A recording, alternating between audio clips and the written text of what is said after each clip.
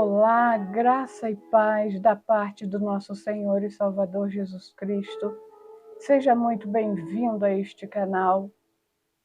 Que o Espírito Santo esteja abrindo sua mente, abrindo seu conhecimento, te dando sabedoria, te confortando, te consolando, te aconselhando naquilo que você está precisando. E você que ainda não se inscreveu, inscreva-se, compartilhe e ative o sininho para estar recebendo novos conteúdos.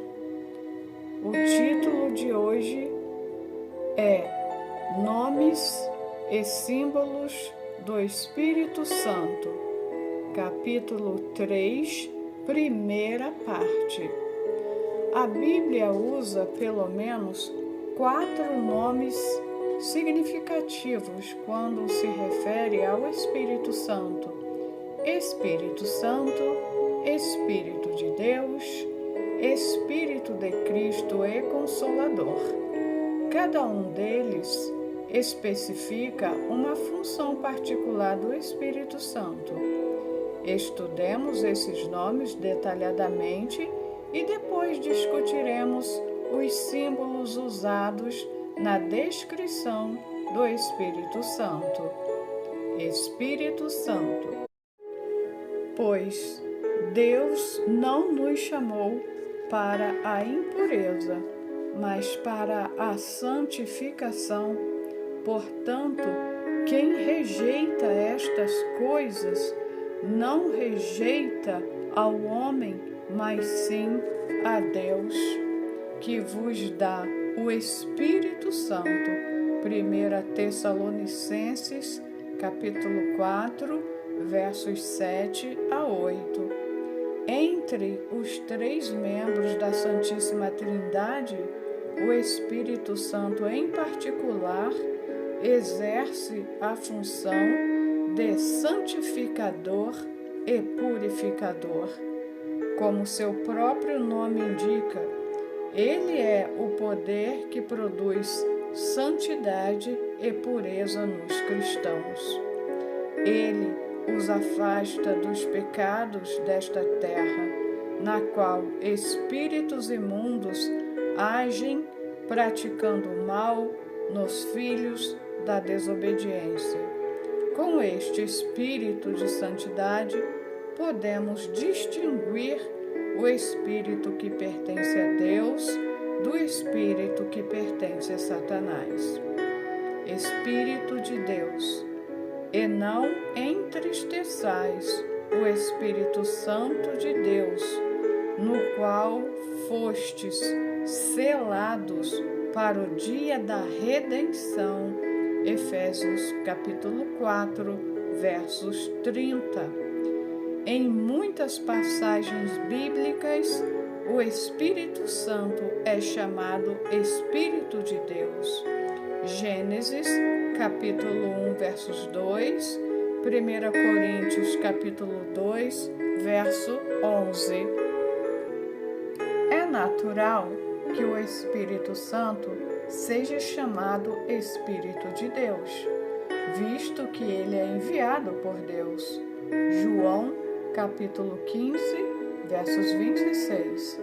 A Bíblia também o chama de Espírito de Deus, porque Deus age através do Espírito Santo para chamar pecadores a Jesus, o Salvador. João, capítulo 6, versos 44, para revelar a verdade, Mateus 11, versos 25, e para guiar os cristãos, Romanos 8, versos 14. Espírito de Cristo. Mas, se alguém não tem o Espírito de Cristo, esse tal não é dele. Romanos 8, versos 9. O Espírito Santo é chamado o Espírito de Cristo, porque foi derramado por Jesus sobre os cristãos. E ele recebeu do Pai. Atos, capítulo 2, versos 33. Várias vezes Jesus disse que o Espírito Santo viria em seu lugar e continuaria seu trabalho. Disse também que a vinda do Espírito Santo para habitar nos corações dos cristãos seria a vinda do próprio Cristo. João, capítulo 14, versos 16 a 20. E ainda que o Espírito testificaria de sua crucificação e ressurreição remidoras. João, capítulo 15, versos 26. Alguns ensinam que o Espírito Santo é diferente do Espírito de Cristo. Ensinam que ao nascer de novo, a pessoa recebe o Espírito de Cristo e só recebe o Espírito Santo ao receber o batismo do Espírito Santo. Se isso for verdade, não deveríamos também orar para receber o Espírito do Pai? Esse ensinamento não é baseado no verdadeiro fundamento da Santíssima Trindade, mas numa falsa teologia. O Espírito de Cristo é o mesmo Espírito Santo, Consolador. Quando vier o Consolador, que eu, da parte do Pai, vos enviarei, o Espírito da verdade, que procede do Pai, ele testificará de mim. João, capítulo 15, versos 26. Paracleto, ou Consolador, tem sua raiz em duas palavras gregas que significam ao lado de alguém e chamar. Etimologicamente, essa palavra originou-se nos tribunais de justiça, quando um réu era pressionado pelo promotor público e não sabia como defender-se. Ele olhava ao redor, procurando encontrar alguém que o pudesse ajudar. Ao descobrir o rosto familiar de um amigo influente, o réu se dirigia a ele e o amigo, então, atravessava a multidão e se colocava ao lado do réu. Naquele momento em diante, aquele amigo ficaria ao seu lado como seu paracleto e o ajudaria a defender-se. O Consolador é aquele que dá conforto, refrigério e é chamado para ficar ao lado de uma pessoa que está em dificuldade. Ele aconselha, exorta e dá forças a fim de que a pessoa possa alcançar vitória sobre seus oponentes. Pensemos de maneira mais profunda sobre as palavras de Jesus. Eu rogarei ao Pai, e Ele vos dará outro Consolador, para que esteja convosco para sempre. João, capítulo 14, versos 16.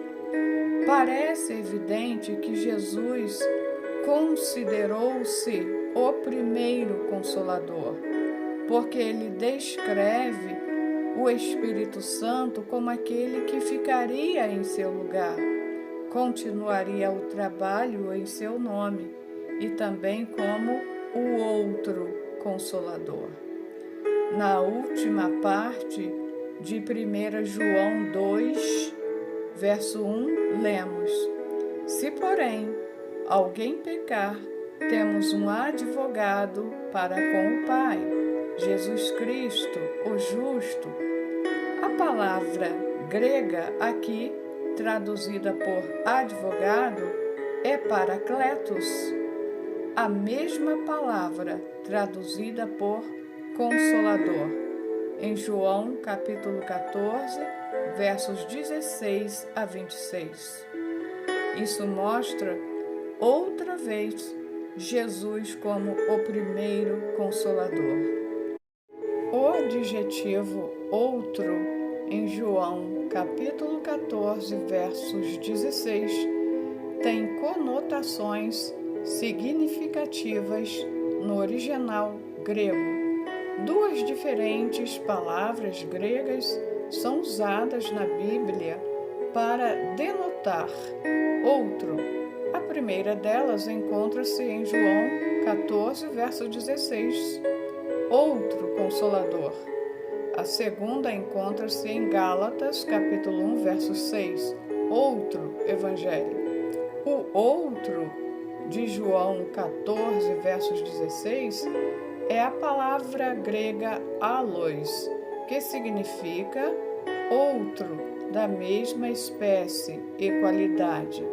A palavra outro de Gálatas, capítulo 1, verso 6, é a palavra grega héteros, que indica outro como sendo diferente em espécie e qualidade. Surpreendentemente, quando Jesus referiu-se a outro Consolador, ele usou as palavras allos paracletos. Por quê? Porque apesar de o Espírito Santo ser uma pessoa diferente de Jesus, ele é a mesma espécie de Consolador, da mesma natureza divina e com o mesmo propósito de Jesus. Ele glorifica o nome de Jesus e atua em seu lugar. Entretanto, a presença de nosso Consolador, o Espírito Santo, equivale à presença em nós de Jesus. Quando Jesus falou sobre a vinda do Espírito, disse que seria como a vinda do próprio Jesus. Não vos deixarei órfãos, virei para vós. João, capítulo 14, versos 18. A permanência do Espírito Santo é a permanência de Jesus, e a plenitude do Espírito Santo é a plenitude de Jesus. Tal bênção maravilhosa é uma experiência miraculosa e sobrenatural que está além de nossa capacidade de descrever. Os símbolos do Espírito Santo.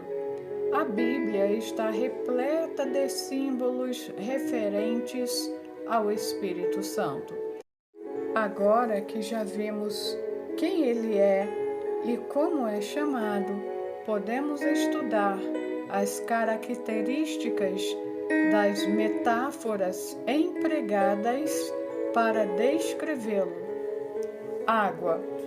Jesus pôs-se de pé e clamou: Se alguém tem sede, venha a mim e beba.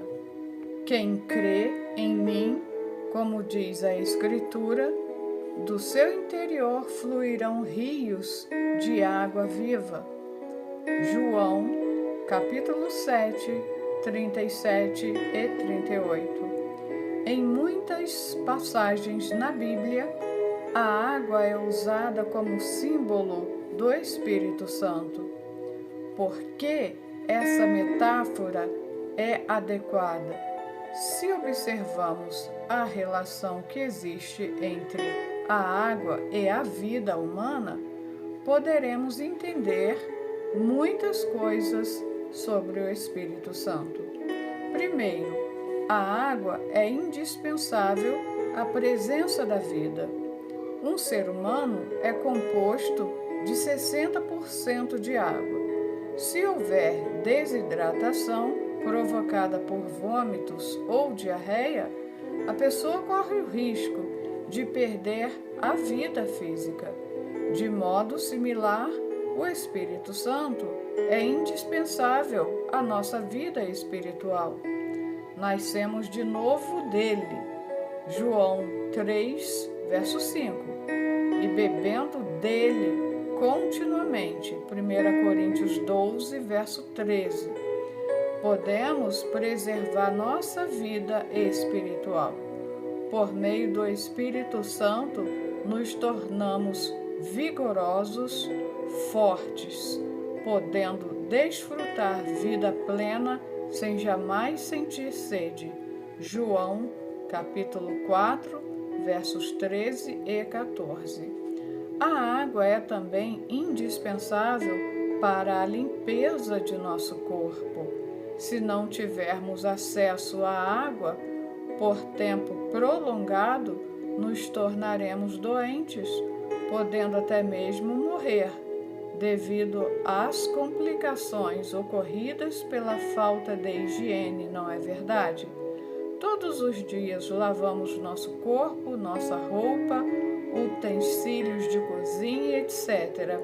Assim, nossa vida espiritual deve ser lavada também pelo Espírito Santo.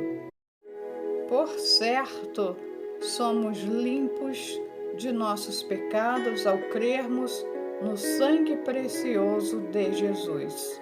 Mas o Espírito Santo, como se nos lavasse com água, refrigera-nos, renova nosso coração, a fim de que possamos seguir em frente com vida limpa, regenerada. Tito, capítulo 3, verso 5. O Espírito Santo é origem de vida para aqueles que são obedientes, porém, ele é o espírito de julgamento, uma torrente consumidora para os desobedientes. Nos dias de Noé, Deus usou o dilúvio, condenando o mundo por seus pecados e sua desobediência. Gênesis, capítulo 7. Deus julgou Faraó e seu exército, destruindo-os no Mar Vermelho. Êxodo, capítulo 14, versos 28.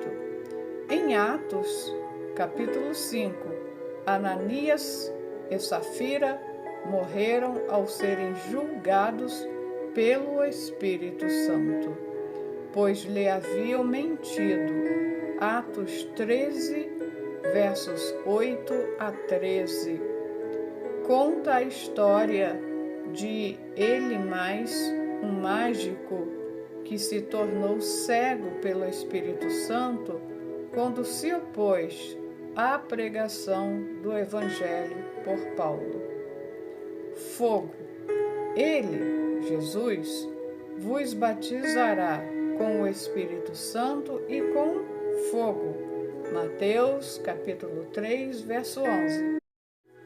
O fogo usado como símbolo do Espírito Santo é bastante conhecido, mas a verdade que essa metáfora representa não é muito bem conhecida. Primeiro, no Antigo Testamento, sem exceção, a presença de Deus era manifestada por meio do fogo. Alguns eventos históricos maravilhosos mostram que o fogo acompanha a presença de Deus. Quando Moisés vigiava o rebanho de seu sogro no Monte Horebe, encontrou-se com Deus ao lado de uma sarça que ardia sem se consumir. Êxodo capítulo 3, versos 1 a 5. Em 1 Reis 18, quando teve uma contenda com 450 profetas de Baal no Monte Carmelo, Elias os desafiou, dizendo que aquele que respondesse por meio de fogo diante de todo o povo seria o verdadeiro Deus. Quando Elias recebeu a resposta, destruiu os idólatras. Depois da ascensão de Jesus, 120 discípulos reuniram-se no cenáculo em Jerusalém, encorajando-se mutuamente, enquanto esperavam pelo cumprimento da promessa do Senhor. o Espírito Santo. Então, na festa de Pentecoste, de repente veio do céu um som como de um vento impetuoso e encheu toda a casa onde estavam assentados. E viram línguas repartidas como que de fogo, as quais pousaram sobre cada um deles. Atos, capítulo 2, versos 2 e 3. Aqui vemos que o Espírito Santo, o qual Jesus enviou, também apareceu no meio de fogo. É evidente que Deus age entre as chamas do Espírito Santo. Segundo, o fogo queima, destrói tudo que é indesejável. O método mais perfeito de purificação conhecido pela humanidade é através do fogo. Todas as espécies de lixo e coisas deterioradas são queimadas. Quando o Espírito Santo habita em nossa vida, consome o pecado que está dentro de nós. Hebreus, capítulo 12, versos 29. Jeremias 23, verso 29. Vida de santidade e justiça só é possível quando foi realizado esse trabalho consumidor dentro de nosso coração. Terceiro, o fogo nos provê luz que alarga a esfera e as horas de nossa atividade. A civilização humana é chamada civilização da luz. Quão diligentemente pessoas buscam o fogo que ilumina o mundo material, enquanto são indiferentes ao fogo do Espírito Santo que ilumina a alma que é eterna. O Espírito Santo vem em nosso coração, enegrecido pelo pecado e a morte, e mediante o derramamento de sua luz divina e celestial, ajuda-nos a ganhar a vida eterna e conhecer o segredo do céu. Quarto, o Espírito Santo é simbolizado pelo fogo porque nos dá amor sobrenatural pela obra de evangelização. Quando o Espírito Santo se apossa de nosso coração, o amor do Senhor e o entusiasmo pelo trabalho do Evangelho ardem como fogo dentro de nosso espírito. Quinto, fogo simboliza poder. O instrumento de poder que dirige nossa civilização é obtido primeiramente pelos meios de combustão, os jatos supersônicos, caminhões, trens, muitas coisas que nos fornecem conforto e comodidade funcionam pelo poder de uma faísca, pelo poder do fogo. Assim também, o Espírito Santo nos provê com o poder do céu, tão urgente e necessário para a nossa vida pessoal de fé e para o ministério da pregação do Evangelho.